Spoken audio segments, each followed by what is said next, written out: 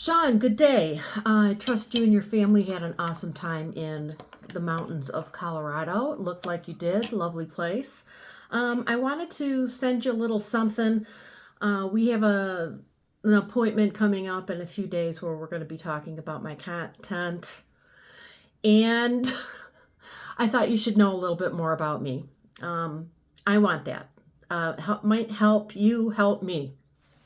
In any case, I was a respiratory therapist for 10 years. I stayed home. I had a fleet of children for 10 years, went back to school, was a nurse, went back to nursing school, was a nurse for 20. And in 2017, I got a DUI. So you probably already know where this is going. Got a DUI. And it's a tough county where I am. So I was put over the barrel for a couple of years. My car was on lockdown for a couple of years. And I was driven to work. So I was working, I'm a very highly skilled nurse. I was working in a place called the cath lab. It's the heart attack department. So I was being driven down to work whenever I did work. And that was, 312s. In any case, about a year in, I had a narcotics incident. So in any place in the hospital, in any job, the staffing issues. So these highly skilled nurses are few and far between in the hospital. And so therefore there was one of us per room. I was on contract there. I was a traveling nurse at the time. And contracts are 13 weeks, but they liked me. The doctors wanted me. They asked for me. And so my contract was extended over and over and over again for about 3 years. When I had this narcotics incident. So because staffing was such that it was, whenever you pulled narcotics, Dilaudid, morphine, fentanyl, Ativan, Versed, all that kind of stuff, it has to be wasted, of course, to keep a count of it. And you can only do that at the hospital I was at in Detroit with another nurse. So, we're all scattered and cases are coming and going in all of our rooms.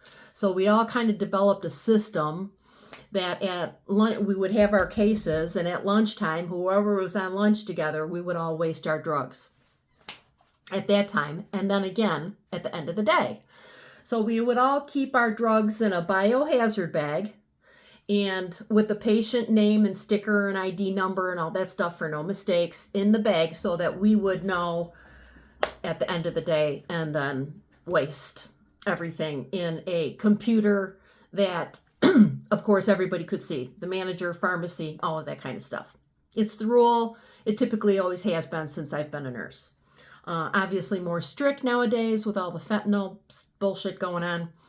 So what happened was I was in a case. I had to go to the bathroom, and we were lead. So lead skirts, lead vests, thyroid collars, because that's how we visualize the coronary arteries. In any case, I had to wait for a nurse to come and replace me so I could fly to the bathroom. So that happened. And, I was getting undressed on the way to the bathroom.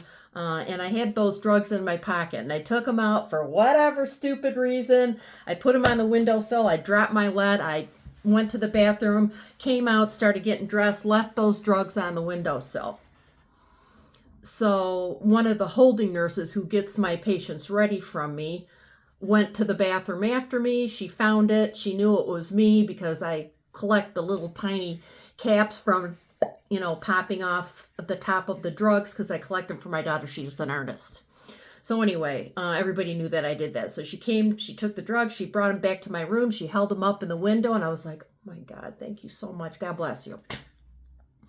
So I took them and then, wasted them at lunchtime and again at the end of the day.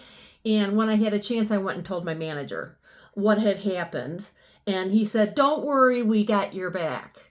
So unbeknownst to me, the nurse who found them went to him first and he told her to report me.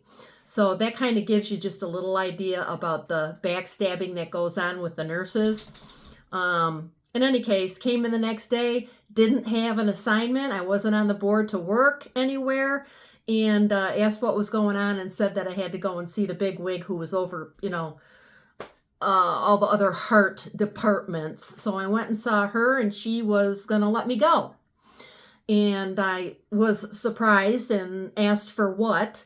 And she said, for diversion. I'm like, I don't even know what that is. It sounds like division of some kind. What's diversion? So she said, so when you take drugs out of the hospital and you give them, sell them to others. And I said, so you're not worried about me taking the drugs. So I'm not going to have a drug test? No. And I'm like, well, I know you can't fire everybody, but just to let you know, you need a new system in your department because this is what's happened. This is how we waste our drugs during the day and so on and so forth. So when I had gotten that DUI, part of my sentence, as well as going to jail, also included that I tell the nursing board. So of course, now it looks, and so I was let go from the hospital. My agency dropped me. And now it looked to the hospital that since I couldn't drink, now I was going to do drugs. And it took them about 2.5 years to get back to me. Anyway, they pulled my license and they said I could get it back if I did 3 more years of the same punishments I had been doing, which I thought were excessive. I mean, I had to go to an AA meeting every day for 2 years. I had to go to a facility and pee and blow for 2 years.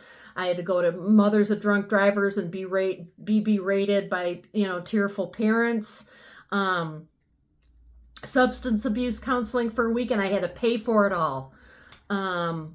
Very expensive, tens of thousands of dollars.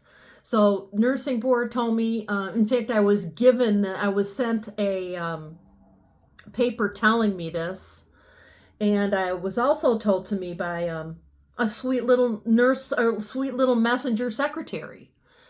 And when I found out that news, I was really upset, obviously, because that is my means of income. I went to school for it. Fortunately, my parents paid for my education, so I don't have any student loans.